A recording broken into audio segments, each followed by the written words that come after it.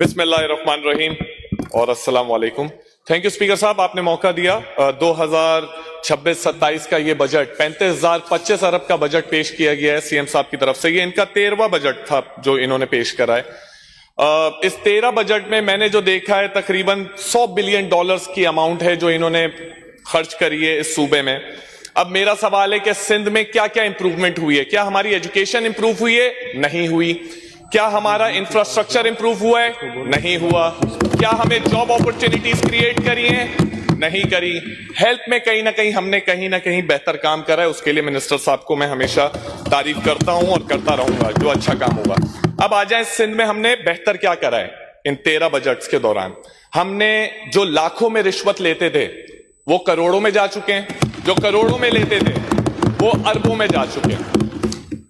2 साल बजट की मैंने स्पीच करी लास्ट, सोचता रहा ये अरबों डॉलर या अरब रुपए ये जाते कहां हैं, खर्च कहां होते हैं।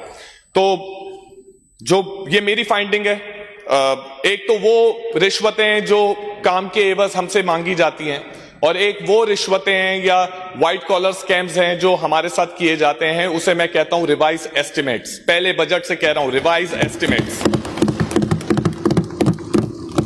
पहले यहां से शुरू करते हैं कि ऑडिटर जनरल की लास्ट रिपोर्ट 1836 अरब की उन्होंने इर्रेगुलरिटीज का बताया।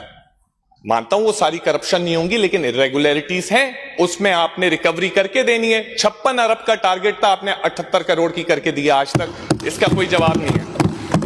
खैर, अब आ जाएं, एक इदारा है हमारा एंटी करप्शन। करप्शन को रोकेगा कौन? एंटी करप्शन रोकेगा।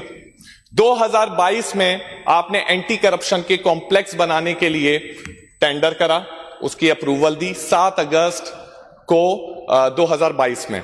15 मंथ्स का आपने टाइम दिया उस कॉन्ट्रैक्टर को कि कंप्लीट करो ये प्रोजेक्ट। कॉन्ट्रैक्ट था 42 करोड़ रुपए का।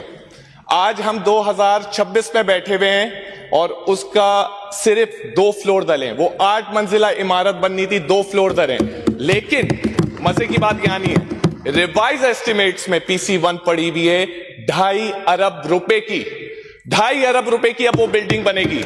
अब ये तमाचा है, सिस्टम पे तमाचा है, ये हम सब पे तमाचा है।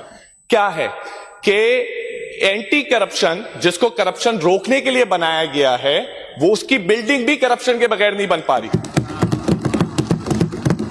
उसमें और बताता हूं आपको, नॉर्मली ग्रे स्ट्रक्चर बनता है, बहुत अच्छा बनता है, जो मैंने बिल्डर से मालूम करा 2000 पर स्क्वायर फुट। ये 10,000 पर स्क्वायर फुट बन रहा है, ऐसा लग रहा है बुर्ज खलीफा बन रहा है हमारा सिंध में ये। खैर, इसके डॉक्यूमेंट जिसको भी चाहिए हो मुझसे ले जाए। फिर आप आ जाएं, इसी तरीके के जो स्कैम्स हैं, कुछ 2 बिल्डिंग्स का और नाम आपको बताता हूं। डिप्टी सेक्रेटरी फ्लैट्स बन रहे हैं बात आइलैंड GOR1। फिर आप जौहर वाले ले लें, deputy secretary flats GR2। CM secretariat जो सीएम साहब का है, उसमें भी सेम हरबा अपनाया गया है। यही रिवाइज एस्टिमेट्स अपनाए गए। इस कॉन्ट्रैक्टर्स को हम क्यों नवाज रहे हैं? कौन है ये कॉन्ट्रैक्टर्स? इनके पास कहां से इतना पैसा देने का हमें शौक आई है? खैर, अब जो MSC है, मॉनिटरिंग एंड इवैल्यूएशन डिपार्टमेंट है, PND का, इसकी जॉब है कि हर प्रोजेक्ट को बताया जाए कि वो सेटिस्फैक्ट्री है या अनसेटिस्फैक्ट्री है। अगर उस डिपार्टमेंट की यही जॉब है और वो सैलरीज ले रहे हैं, तो फिर मेरा सवाल है कि ये रिवाइज एस्टिमेट्स को कैसे अप्रूव कर रहे हैं? ये चारों प्रोजेक्ट का जो कंसल्टेंट है, मैं उसका नाम नहीं लूंगा, उसकी फैमिली होगी, लेकिन एक ही बंदा है। अगर सीएम साहब कहेंगे उसका भी मैं नाम दे दूंगा। ये जो 4 प्रोजेक्ट के मैंने रिवाइज एस्टिमेट्स बताएं, तो इसी में कोई 15-20 अरब तो यही हमने हाथ आगे पीछे कर लिए। मजे की बात, ये 5 किलोमीटर की रेडियस की बात कर रहा हूं इस ऐवान की, जो ऐवान सुप्रीम कहलाया जाता है। ये करप्शन तो यहां हो रही है, पूरी सिंध की निकालने जाएंगे तो कितनी है उसका हमें नहीं पता। अब आ जाए रेड लाइन BRT, फिर हमारी ये येलो BRT बन रही है। मेरे ख्याल से कोई 15-20 प्रेस कॉन्फ्रेंसेस तो मैंने देख लिए हैं उस पे। इंफ्रास्ट्रक्चर बेहतर हो रहा है, ट्रांसपोर्ट ऐसा हो जाएगा, हम हवाई जहाज में उड़ेंगे। माजरत के साथ 8.5 अरब तो एक प्रोजेक्ट डायरेक्टर खा गया। 8 अरब 50 करोड़ सिर्फ एक प्रोजेक्ट डायरेक्टर। तो मैं सोचता हूं कि और कितनी बड़ी बड़ी मछलियां होंगी जो अरबों में खेल रहे हैं। हम यहां पे लाखों नहीं कमा पा रहे हलाल तरीके से, ये अरबों में खेल रहे हैं। खैर, करप्शन की दास्तान हो गई। अब आ जाते हैं एजुकेशन पे। सर 620 अरब का पेश किया गया है इस साल का, जिसमें से तकरीबन 96% एक्सपेंडिचर है, सैलरीज में जाएंगी और सारे वो एक्सपेंडिचर हैं। इसमें से सिर्फ 26 अरब रुपए आपने रखे फॉर इंप्रूवमेंट एंड डेवलपमेंट। अब ये इंप्रूवमेंट और डेवलपमेंट क्या है? इस 26 अरब में मेरे ख्याल से कोई 100 बच्चे भी एक्स्ट्रा हम नहीं पढ़ा पाएंगे। जिस तरीके का हमारा निजाम है उस निजाम में तो हम नहीं पढ़ा पाएंगे। एजुकेशन मिनिस्टर साहब से मुझे बहुत उम्मीदें थी 2 साल, लेकिन माजरत चाहता हूं कि अभी कुछ महीने पहले मैंने इनकी एक बात सुनी कि हमें एआई से बचना है, बड़ा खतरनाक है। माजरत के साथ मुझे जहालत से बचना है इस सूबे में। जहालत खत्म कर दो, तालीम दे दो, मुझे एआई से नहीं बचना। ये एआई तो वो बेहतरीन चीज है, ये अगर 26 अरब आपने रखे हैं, इसमें से 1 अरब भी अगर आपने टेक्नोलॉजी पे लगा दिया तो गरीब और अमीर बच्चे की तालीम का डिफरेंस आपने पूरा कर दिया। उसको मोबाइल पे टेक्नोलॉजी पे तालीम आ जाएगी और वो पढ़ेगा। आपको ये स्कूल के इंफ्रास्ट्रक्चर्स की फिर जरूरत नहीं है, बिल्डिंग्स की जरूरत नहीं है। आप करें तो इसके लिए सिर्फ स्मार्ट ब्रेन और नियत चाहिए और कुछ भी नहीं चाहिए, लेकिन माजरत के साथ वो अभी तक नहीं हो पाए। अब हम इस चीजों से डर क्यों रहे हैं? देखें, पिंक स्कूटी दे रहे हैं, अच्छी बात है, वो आप लोग के इनिशिएटिव्स हैं, अच्छे हैं बुरे हैं, वो एक अलग टॉपिक है। तालीम से ये सूबा बदलेगा, ये पाकिस्तान बदलेगा। आप एक पढ़े लिखे सिंध से डर रहे हैं, क्योंकि पढ़ा लिखा सिंध तो ये सिस्टम बर्दाश्त नहीं करेगा।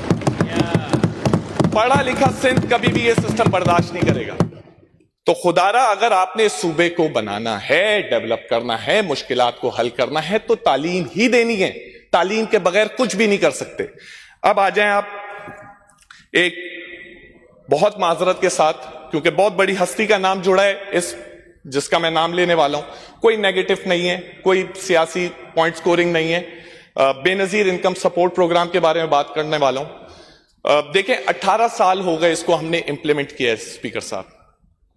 क्वार्टरली कोई 15,000 18,000 दे रहे हैं हम, 5-6 हजार दे रहे होंगे महीने के। ये हम हैंड आउट करते हैं कैश, ठीक है। 18 साल इसको इंप्लीमेंट हो गए, लेकिन सवाल यह बनता है कि सिंध की पॉवर्टी का लेवल इंक्रीज हुआ है या डिक्रीज हुआ है? इसके बाद सिंध की पॉवर्टी का level according to the states increase हुआ है। तो कहीं ना कहीं हम गलती कर रहे हैं इस मॉडल में, कहीं ना कहीं हमें बात करनी चाहिए। मैं नहीं कह रहा इसी प्रोग्राम को आप बेनजीर एजुकेशन सपोर्ट प्रोग्राम कर दें, तालीम का कर दें। जो कश्मीर में बहन है, लाड़काना की बहन है, उसको इतना पढ़ा दें कि आपकी पिंक स्कूटी की जरूरत ही नहीं है, वो आपकी तरह अच्छी गाड़ियां खरीद लेंगी तालीम के बाद, आपके साथ बैठ जाएंगी। इसमें करने में क्या तकलीफ हो रही है? फिर हम एक मसला मुझे नहीं समझ आया, क्योंकि जब मैंने अब डॉलर्स में निकाली ये अमाउंट, 100 अरब डॉलर हमने खर्च कर दिए इतने टाइम में। IMF के 1-2 अरब डॉलर के लिए हमें उठक बैठक कराई जा रही होती है पूरे पाकिस्तान को, अवाम को, सियासतदानों को, सबको। मेरा सवाल है, इसके सलूशन क्या है? इसका सलूशन जो है इंडस्ट्रियलाइजेशन है। क्या ये अच्छा नहीं है कि बेनजीर इनकम सपोर्ट जैसा प्रोग्राम है वो अच्छा है, उसको मिनिमाइज करके 400 अरब हर साल, 1 साल सिंध को मिले, 1 साल KPK को मिले, 1 साल बलूचिस्तान को मिले, 1 साल पंजाब को मिले, और उस 400 अरब को बोला जाए कि आप इंडस्ट्रीज लगाएं, जॉब अपॉर्चुनिटीज भी क्रिएट होंगी, गुर्बत भी कम होगी, मुल्क भी तरक्की करेगा। लेकिन हम वो नहीं कर रहे। खैर, अब आ जाएं एक और सोल्यूशन पे। सिंध पे मैंने थोड़ी रिसर्च करी, थोड़ी स्टडी करी।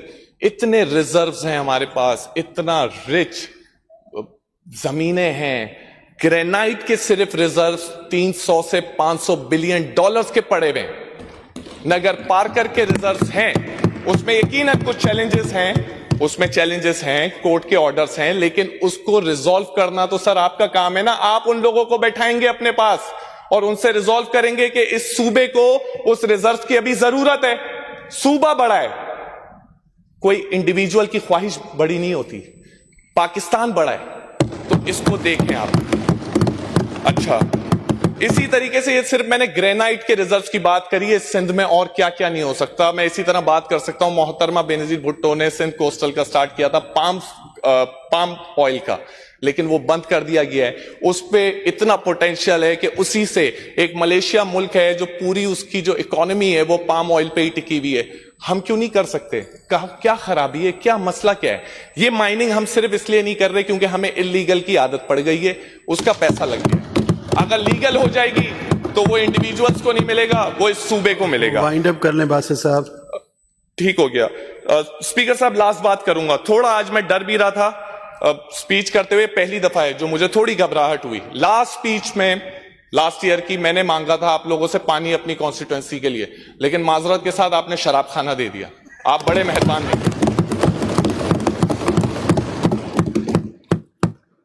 स्टैंडिंग कमेटी के मिनट्स पड़े हुए, ऑर्डर पड़ा हुआ है कि शो कॉज नोटिस हुए हैं, ये लाइसेंस इनएक्टिव है। मस्जिद के थोड़ी दूरी पे आपने शराब खाना खोल के दे दिया न्यू कराची के अवाम को, बोला पानी नहीं पियो, अगर ये पीना है तो पी लेना। तो मतलब मेरे को नहीं समझ आया। मुझे उस अवाम को जवाब देना है। मैं आपसे रिक्वेस्ट करता हूं स्पीकर साहब कि प्लीज प्लीज इस मसले को हल कराएं, ये शराब खाने को फौरन बंद कराया जाए। ये एक बहुत सेंसिटिव इशू है और वहां के लोग बहुत गुस्सा हैं और मुझसे गुस्सा भी हैं कि मैं भी इस ऐवान में आता हूं और आपसे भी गुस्सा है। तो इसको दूरी को खत्म करें, आप उस शराब खाने को बंद करें। वो गलत जगह बना हुआ है, रूल्स को ब्रेक कर रहा है। तो बस यहां छोड़ूंगा। बाकी आखिर में सर एक छोटी सी बात करूंगा कि लास्ट ईयर भी रिक्वेस्ट करी थी, इस साल फिर रिक्वेस्ट करता हूं। सारे मिनिस्टर नहीं बोल सकते तो कम से कम कुछ बोल दिएगा कि इस दफा करप्शन नहीं होने देंगे अपने डिपार्टमेंट पे, ये हल्फ ले लिएगा।